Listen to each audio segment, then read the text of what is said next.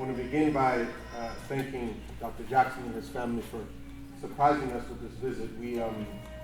One of the prayers of the Prophet, peace be upon him, was to ask God for good surprises and to seek refuge in him from bad surprises.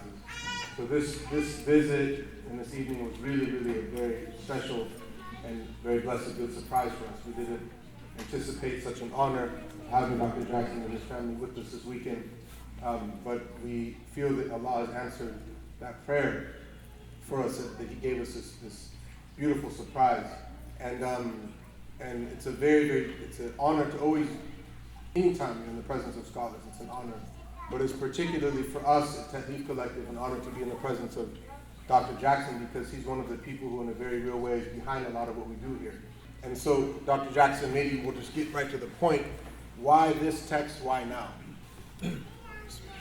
بسم الله الرحمن الرحيم الحمد لله نستعينه ونستغفره ونستهديه ونعوذ بالله من شرور أنفسنا ومن سيئات أعمالنا من يهدي الله فلا مضل له ومن يضلل فلا هادي له وأشهد أن لا إله إلا الله وحده لا شريك له وأشهد أن محمدا عبده ورسوله صلى الله عليه وعلى آله وصحبه وسلم رب اشرح لي صدري ويسر لي أمري واحلل عقدة من لساني يفقهوا قولي وقني شر نفسي وفلت لساني وأن أضل بغير حق رب العالمين وبعد السلام عليكم ورحمة الله وبركاته. First of all, I want to say in all sincerity that it is really a blessing to be here. And when I say in all sincerity, I mean that because what this gathering represents to me is the fact that we are succeeding in moving beyond a certain stagnation that continues to grip certain segments of the community, wherein we don't have the kinds of safe spaces that Tatlif both aims to and actually succeeds at providing for Muslims to be able to come into and to share in the journey of Islam, and to do so in a way that is not cultic. And by not cultic, I mean that Islam has to be understood and lived in a manner that it empowers human beings to live life as it is, not just life as we would like it to be.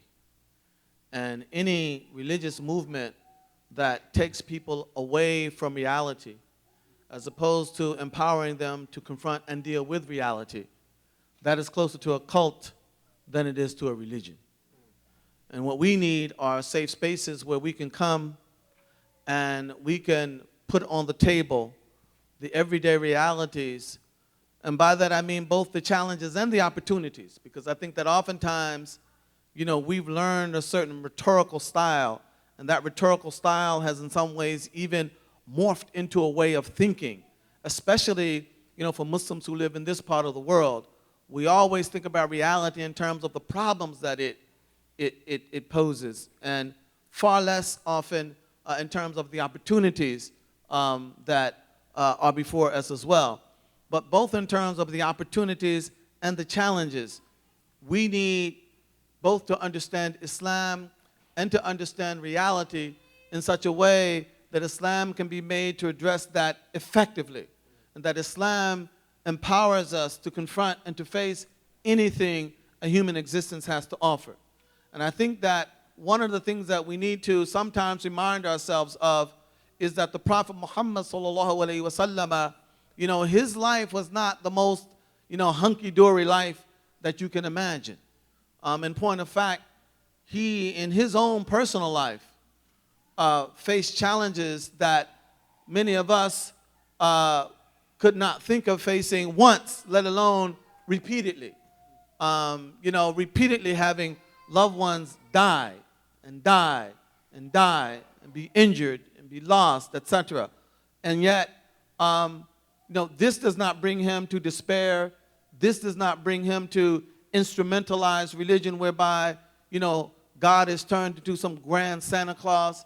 He's only worth worshiping when we get what we want, and when we don't, we sort of stomp our feet and walk away. We need to be reminded that, Allah will test us with good and he will test us with evil.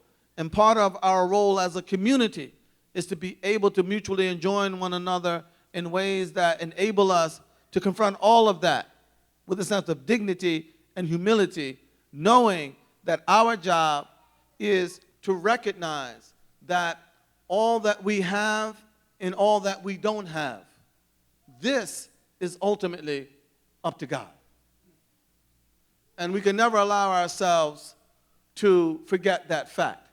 And it reminds me of one line in this book where Ibn Ata'Allah says that a person who sees the source of his difficulties in other created entities, other human beings, political systems, whatever they happen to be, if he sees the ultimate source of his problems in created entities, he's like a dog who a man hits in the head with a brick, and then the dog goes and bites the brick because he doesn't understand that the man is not the ultimate source of whatever happened to him.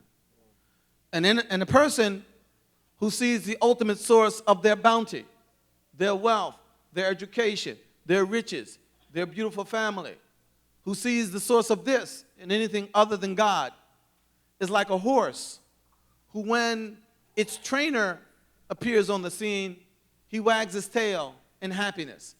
But when its owner shows up, he pays him no attention. Right? This book was not really a part of a sustained plan. And in some ways, it sort of imposed itself on me. When I wrote Islam and the Black American, and then Islam and the Problem of Black Suffering, these were not books that were designed or written to be limited to a black experience. And I hope that those who actually read the books will see that. But again, for me, Islam has to deal with concretes. And we cannot stay on the level of abstractions. And in terms of the convert community in America, and I'm one of them, that community is one that is predominantly peopled by individuals of African descent. Black Americans are the majority of the convert community in this country. And I don't say that, as sort of some sort of bragging point, but that's a reality. That is a fact. And you don't have opinions about facts in terms of whether they're facts or not. They are what they are. And for me, Islam has to deal with concrete facts. That is a fact.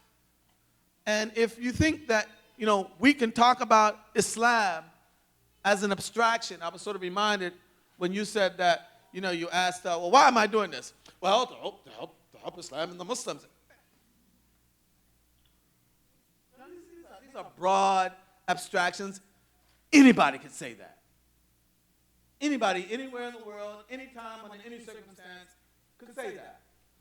But if we're going to get concrete and deal with the real live realities, the real live history, the real live culture, the real live situation, all right, of Muslims living in this part of the world, we have to get concrete.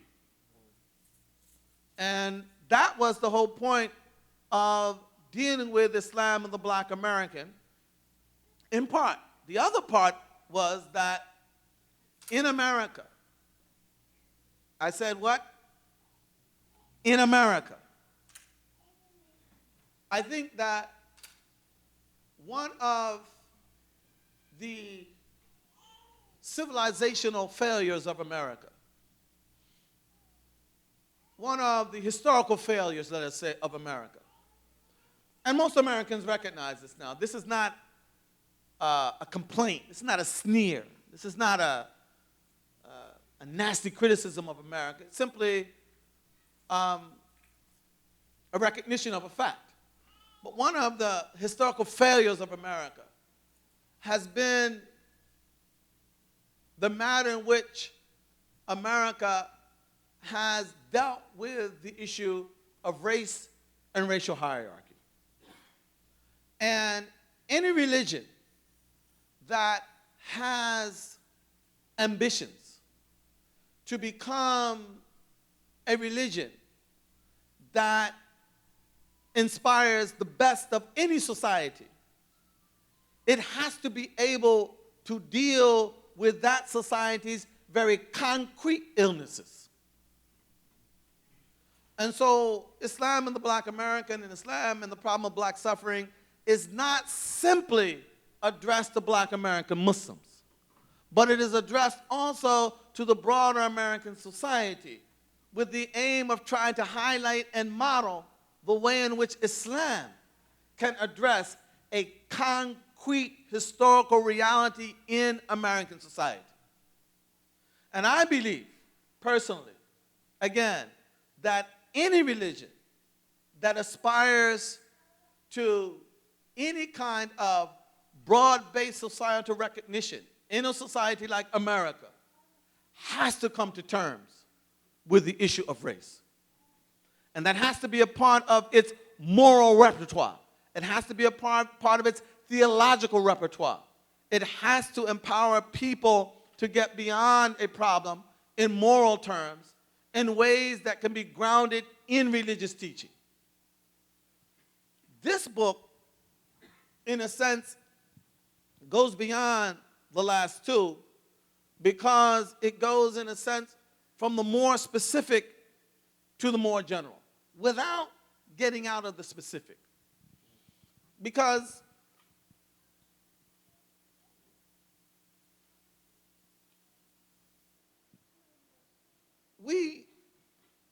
I just came back from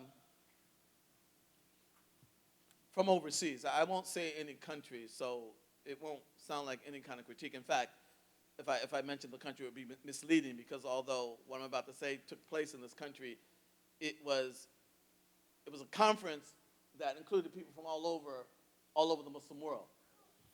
But one of the things that I noticed, and it's not the first time, is the extent to which Muslims the world over remain saturated with the sensibilities, with the presumptions, with the presuppositions, with the ideals and the vision of the dominant civilization in the world today. And that is sort of Western liberalism. And these sensibilities continue to very fundamentally shape the way that Muslims think, but not only how they think, but how they actually feel. What it is that they actually aspire to. And this is across the board. This is whether we're talking about the Muslim world or we're talking about America. And it appeared to me that in very concrete terms, what this reflects is the need to get beyond such externals as fiqh and theology to the nitty-gritty of the issue. Our social reality as Muslims is not determined by our fiqh.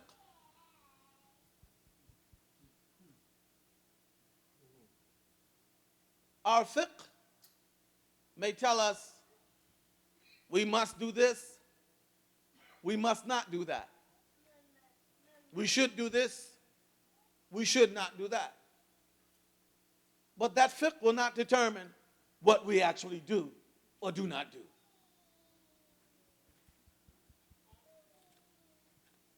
I can learn Babul Salah, and I can learn what time Fajr is.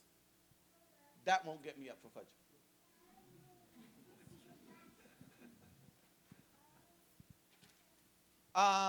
And to think, therefore, that fiqh and theology and all of these things that deal with externals, and I'm not saying it all deals with externals, but the bulk of it deals with externals. To imagine that that discourse will somehow change our social reality, that's a misguided notion. At the expense, just give me 30 seconds, at the expense, because I want to say this in a way that you can take this away. It's a takeaway point. It's something you can process and remember. I'm thinking about an Italian thinker. I name him Antonio Gramsci. Some of you may have heard of Gramsci. Those who haven't, Gramsci was an Italian Marxist. And he was imprisoned for his activities. And while in prison, he wrote the prison notes. And he developed this theory of hegemony. Basically, it went like this. Gramsci sort of turned Marx on his head. Marx had been of the opinion that society was shaped by those who monopolized the means of production, the means of producing things and therefore wealth. All right? Those who had the ability to control wealth controlled society.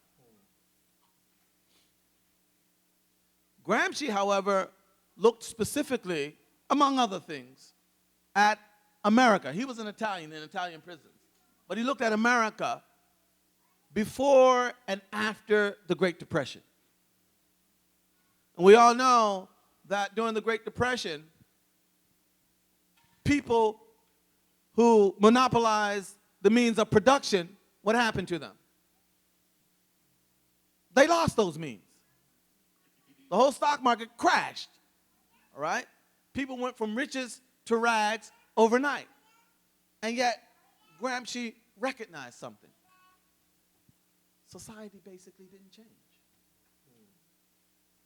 The same kind of deference I used to give to you as a rich industrialist, although you were no longer a rich industrialist, I still continued to look up to you and treat you with the same deference that I had treated you with before. If the means of monopolizing production is really what controlled that, then that should have ceased to be a reality, but it did not. And so Gramsci came to the conclusion that it is not those who control the means of producing things. It is those who control the means of producing and disseminating ideas and images. Because ideas and images deal with the preconscience. Does everybody follow what I mean by that? In other words, you know, they can hit you in such a way that they get beyond all your rational defenses and push you from behind. Does everybody follow what this is a little abstract. I don't want to be too abstract. But it's why we want the things that we want. Why do you want those Nikes? I mean, just think about that, right? Pair of Zoom sneakers, Nikes. Why do we want the Nikes? It's not the quality of the sneaker, right? Why do we want the Nikes? It's because we have been infused, all right, by pre-rational forces that attribute a certain value to those Nikes. Everybody follow what I mean by that? And so there is this pre-rational reality, all right? That thing that pushes me from behind, okay? And I began to see that we teach fiqh. We talk about fiqh. We talk till we're blue in the face. And nothing changes. the rights of the husband, the rights of the wife, the rights of nothing changes, or very little changes. Why? Because the pre-rational animators, that nafs, has in a sense been marginalized in our discourse. And so for me, in order to be able to try to introduce something that would bring the nafs, the self, the pre-rational self, back to center stage, where we as a community could recognize the importance of addressing that as well. And this book is not designed to be the end-all, the grand solution to all our problems in that area. It is simply designed to initiate a process whereby we as a community can begin to recognize the importance of addressing our nafs. And so that when we talk about our problems, we don't just talk about them in terms of the apparent problem. When we talk about what it means to be a community, we don't simply talk about, well, having lessons in fiqh and having lessons in theology, but having nothing that deals with the refinement of the self. How do I train myself? How do I align my desires, all right, with obedience to Allah? How do we do all these things, both individually and collectively? And so for me, this book stemmed out of a sense that if we don't acquire the ability to address these kinds of issues effectively, then again, very little is going to change in our individual or collective lives. Because the added accumulation of information, more and more and more and more fiqh, does not necessarily make me a better Muslim. Tell me a little bit about the title, because there's this whole interplay between fiqh and tasawwuf, or spiritual cultivation. Yeah. Obviously, when you title the book, you title it with something that catches our attention. Yeah. Right? You Sufis, and in the introduction, you talk about some of the historical development of Sufism. You describe Ibn Ata'illah's approach to Sufism as a minimalist approach. So you're highlighting the fact that there have been these kind of conversations amongst the scholars historically about what is Sufism, how it is properly practiced, and you obviously title it in a way that automatically highlights some of that kind of tension. Yeah. If you could tell us a little bit about the title. Yeah, very briefly. As you probably noticed from both Islam and the Black American and Islam and the Problem of Black Suffering, I am one of those who believes that Islam is a storied enterprise. That means that Islam is the ongoing attempt on the part of the Muslim community in the world and through history to understand and to self-police itself. And the point of departure in that regard is the cumulative effort of the Muslims to do that, i.e. tradition. But tradition is only a point of departure.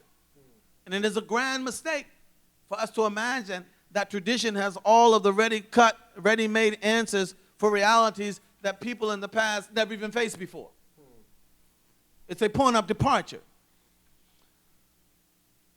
Sufism, as a part of that tradition, has come into the modern world and certainly into communities in the West as a very controversial entity. And I don't think I have to go into very much detail about that fact. And for me, this was problematic because Sufism is the repository of some of the most profound, some of the most valuable, some of the most effective discourse about refinement of the self, not only in Muslim history, but in human history. And I say that, not just as a Muslim, but as a scholar. When you read what Muslims have had to say in this area and compare that with virtually any other tradition in human history, these guys are giants. And yet, because of the controversial nature or the controversial reputation, let us say, of Sufism, all right, much of the community in the West has been cut off from that entire tradition. So what I tried to do was to highlight a point that I initially made in Islam and the Black American, and that is the following: that Sufism has traditionally included a mystical element or a mystical dimension and a non-mystical dimension, a dimension that deals with precisely the self, the refinement, the training, and the disciplining of the self. It is the mystical dimension that sometimes has gone to excess to the point that it has engaged in certain forms of pantheism. And I'm just being blunt and explicit here because that, in my understanding, is the historical reality. What is pantheism, just for those of you? Well, pantheism, whereby the dividing line, the boundary, the distinction between God, the creator, and creation is blurred. And this whole notion that somehow we can ontologically unite with God, become literally one with God, that is the notion of pantheism. And there have been expressions of Sufism that advocate that. And I'm not being polemical here. I'm just describing the situation as it is. And that is precisely what has made Sufism problematic for many for whom Sufism is problematic. However, that's not all of Sufism. And what has happened in modern times is two things. One, those who want to attack Sufism equate Sufism as a whole with its most extreme expressions of mystical pantheism. So if you accept Sufism, that means you accept what? The most extreme expressions of pantheism. And in that way, Sufism as a whole is what? Is banished to the margin, if not excluded.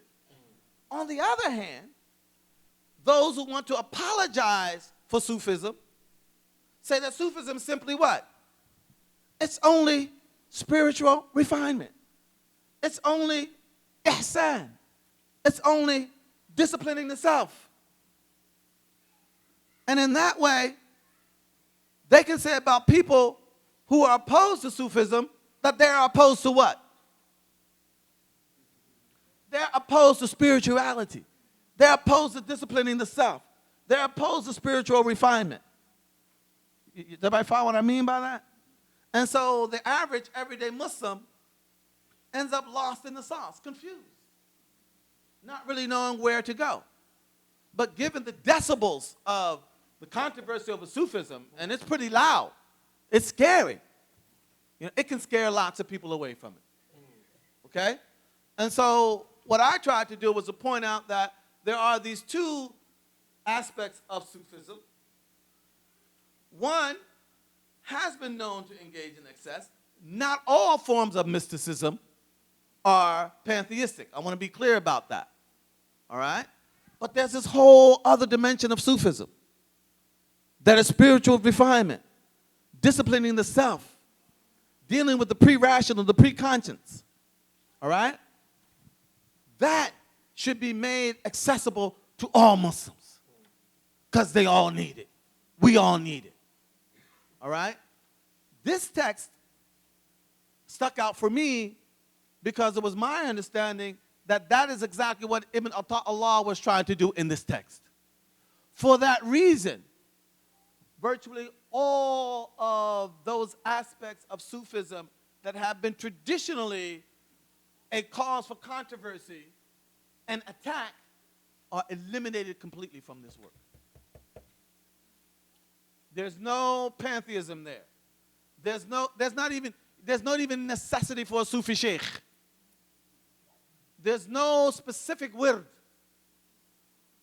Concepts like fana, baqa, they don't exist. Concepts like tawassul or istighatha, you know, beseeching saints for favors or beseeching dead saints for favors, doesn't exist there. And so, to me, it appeared that what Ibn Allah was trying to do was to strip Sufism down of all the controversial elements, that is, the self-refinement side of Sufism, so that the everyday average Muslim, all right, could freely and openly access that without fearing all this controversy and attack and tension within the community. And that's where I refer to the minimalist approach of Ibn Atta'Allah in this book. In fact, he's not even saying, the word Sufi itself doesn't exist, doesn't appear there. And what he wants to do is to say, look, we all need to refine ourselves. We all need to establish a proper relationship with God. And that all entails a regime of disciplining the self. We have a tradition that has very effectively done that. There are other aspects of that tradition, however, that render it inaccessible, all right, to the average everyday Muslim. I want to put all that aside and present this to the everyday Muslim for his or her own personal and communal use. This is why, just one second, this is why, you know, what I'm trying to do here with this question mark, that big old question mark, is I'm trying to be true to Ibn Atta'Allah, because he does not affirm any Sufism for non-Sufis, all right? I want to keep it as a question. Does everybody follow what I mean by that? Rather than take some doctrinal position and then plunge us into yet what? Another controversy, all right? That defeats the whole purpose of what we're trying to do, all right? So what I'm trying to do is to make this accessible, all right? And to do so through translation, all right? Because, you know, if I were just to write a book like this on my own, I might be seen as one of the parties in the controversy. Does anybody follow what I mean by that? Well, this ain't me. This ain't me. This is Ibn Atta'Allah, all right? Could I read this one little... It's your please. In the introduction, I want to give you a sense of what I'm trying to do here. I'm sorry, I'm getting a little older. I got to... It's all right. Break out some gear. I want to just share with you what I'm trying to do here, because this is scary stuff. I mean, why do we need safe spaces? Because so many of our spaces are so scary. Right? And what I'm trying to do is to show that, well, this interest on the part of Ibn Atta'Allah is not just Ibn Atta'Allah's interest. There are other great, enormously important scholars who have the same interest. Ibn Taymiyyah, who is supposed to be, for many people, what? The arch enemy of Sufism. This is a quote from Ibn Taymiyyah. All right? The corrupt doctrines and practices that have infected these people have caused some groups to reject the way of the Sufis altogether, root and branch, such that those who veer from the proper course in this regard fall into two groups. One, a group that accepts both what is true and what is false of the Sufi way, and two, a group that rejects both what is true and what is false of the Sufi way,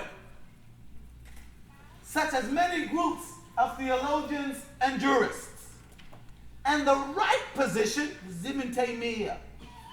And the right position is simply to accept of this way, as well as any other way, that which is consistent with the book and the sunnah, and to reject of it, as well as other ways, that which violates the book and the sunnah. This is Ibn Taymiyyah, right? Ibn Atta'Allah was from the Shadili order. And Abu Hassan al-Shadili, rahimahullah, was known to be very sober in his Sufism, to have no patience for those who felt that Sufism was some kind of alternative to Sharia. He had no patience for that. In fact, he was not one of those who even believed that Sufis had to run around, you know, as poor, you know, mendicants, you know. You understand what I mean by that? Beggars. You know, beggars. And, in fact, it's reported that Shadley used to dress well, clean. And one time a Sufi came into the masjid where he was teaching. And after his lesson, he went up to Shadley and said, "Sheikh, God is not worshipped in this kind of clothing that you are wearing. What are you doing?" And Shadley, and this Sufi was dressed in a very coarse woolen like knapsack. You know what I mean? Right? And he reached out and grabbed Shadley's clothes. God is not worshipped in these kind of clothing. And Shadley looked back at him and said, and reached out and sampled the man's burlap sack and said, God is not worshipped in the kind of clothing that you are wearing. My clothing tell the people that I don't need anything from them. Your clothing tell the people that you are in need of them, and so they should give you. This was Shadley. This was Shadley. Sharia, straight, no chaser. All right? I mean that very seriously, because this is part of the controversy, you know, that comes into Sufism. That Sufism, you know, Sufis believe that you don't have to ask Sharia. Of course, that's not true. There were some Sufis who advocated that, but that's not what Sufism as a whole was ever about. All right? But these are some of the kinds of controversies that have come down to us and have left us in a position where we feel very hesitant, all right, about accessing this tradition that holds the key to so many problems that we are having. Because so many of us, even in terms of the Sunnah of the Prophet sallallahu alaihi wasallam, I mean, I would suggest that, you know, we stop playing these games. If you don't know yourself, and if you're not honest with yourself, the Sunnah of Muhammad sallallahu alaihi wasallam is not likely to do you very much good at all. Yeah, I know. Uh-oh.